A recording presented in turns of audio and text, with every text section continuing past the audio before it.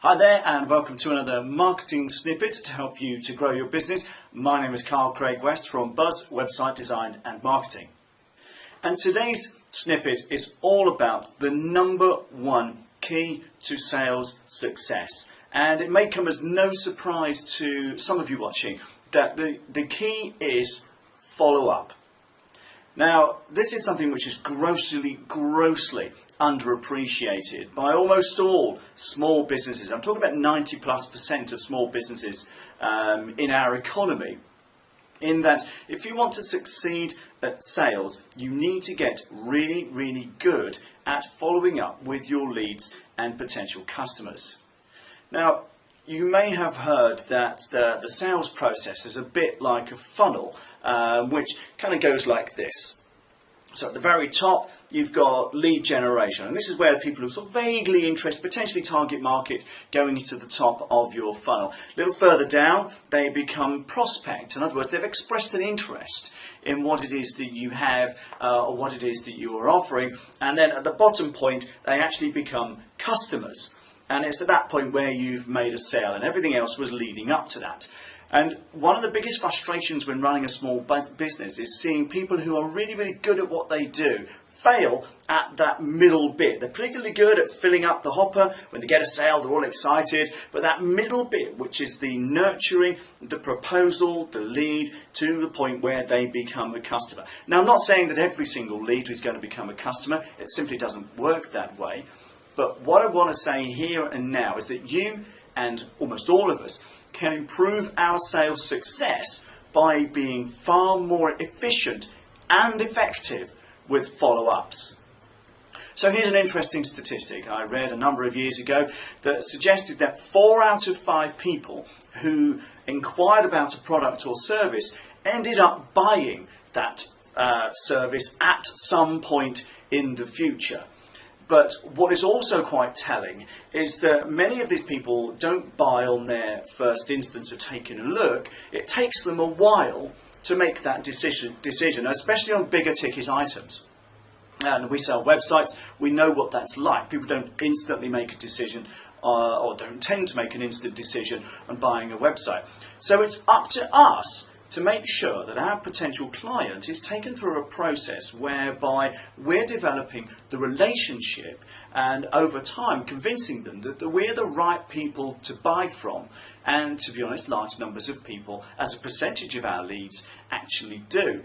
And I'm not saying we've got this particularly spot on, but the key is that we know that a nurturing and proposal and follow-up process is absolutely key. Just think about it. If you have 5 leads, 4 out of those 5 leads are going to buy what it is you have to offer at some point. Wouldn't it be more attractive to you to be in the frame, to be at top of mind when it comes to making that buying decision for that 80% of potential customers? But what tends to happen is this. A company will send over a quote, a price, a proposal, and then just leave it with the client. And of course then the client, like the rest of us, is busy, gets on with other stuff. If they're like a lot of my friends, oh, there's a nice pretty cat video, and they're off onto something else. We are all busy people. So it's up to you as the business owner to keep that proposal, keep that nurturing, keep that follow-up process going for as long as it takes for your potential client to make a decision. That doesn't necessarily mean they're going to make a decision in your favour. But it's much better off to know yes or no than to just not know at all and keep them in your mind as a potential source of income when it's just not going to happen. So, it's interesting, I heard it said a couple of years ago that people stay on our leads list or our nurture list for as long as it takes them to buy, die or tell us to get lost. And that's a good way of thinking about it. Because if you don't take your potential customers from the I'm vaguely interested to I've made a buying decision, then you've missed out as a business owner. And arguably, you've missed out on a huge number of potential sales.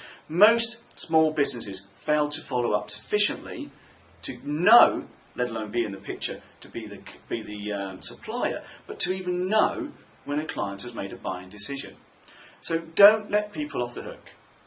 So what are the things that you should be doing? Well, of course, when you send over somebody a price for something or propose something, you don't just leave it with them. you always promise to get in touch at a specified time. And I'd say don't leave it too long. When we send over a proposal for a website, we'll give it a couple of days. We want to hear initial thoughts if we've not already heard from them.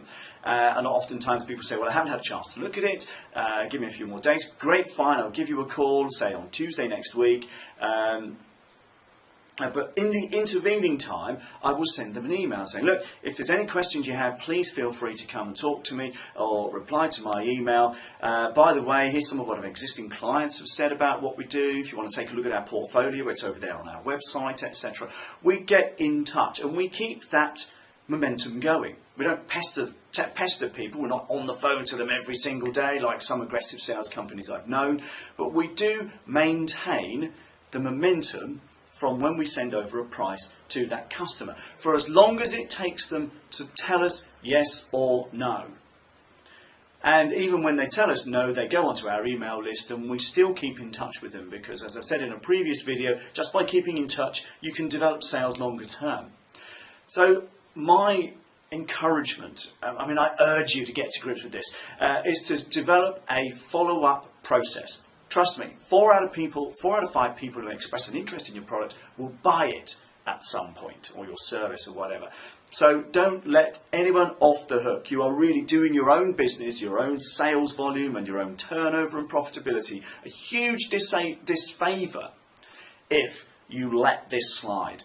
Like I said, it's better to know yes or no that they want your product or service than to just keep them sliding, let them go, let them drift indefinitely. Because if it's a no, you can move on. If it's a yes, yay, we've won a sale, let's make these people feel good about doing business with us. So my encouragement to you is examine how many leads you get. And this becomes a scientific approach. Examine the process in between the time when they become leads at the top of the funnel to the time when they become a customer at the bottom of the funnel. And I promise you, just in our business, we haven't got it right. We're still tweaking it and have been doing for some time. What are those steps that you are taking in between to take people from potential customer to customer or not? And the better you get at this middle bit, I promise you, the easier it will be for you to make sales. Follow up on phone. Follow up on an email. Encourage people to get involved in your social media. Answer any questions. Point people to an FAQ page on your website if you have one. Okay, just to keep people engaged. Send people some testimonials from what customers have already said about you. Send people to a portfolio if that's important to your business, so they might get some ideas about some of the great stuff that you can do. But the point is, just don't let anybody off the hook. When somebody inquires, keep in touch. When somebody says, yes, send me a price, keep them on the list, keep prodding them until they tell you, no, we've already bought it somewhere else, or yes, actually, let's talk about making it happen. So, I really hope that's become useful. I cannot underestimate or understress the importance of follow-ups. Most people get it wrong, but most people who are successful in sales know that the follow-up is absolutely key. And the follow-up, I promise you, will be 80% of your sales success. Your marketing gets people into the top of the funnel. Your sales processes will take people down to client or customer. So, go out there and do it. Remember, this information is no use unless you put it into some kind of effect. So, thanks for watching, and bye for now. Oh, and if you're still watching, please share this video out with friends and colleagues, and also remember to subscribe. The link's up there. You'll get regular updates on when we create one of these videos, which is usually once a weekish, and I promise you it's always there to help you to grow your business. So thanks again, bye for now.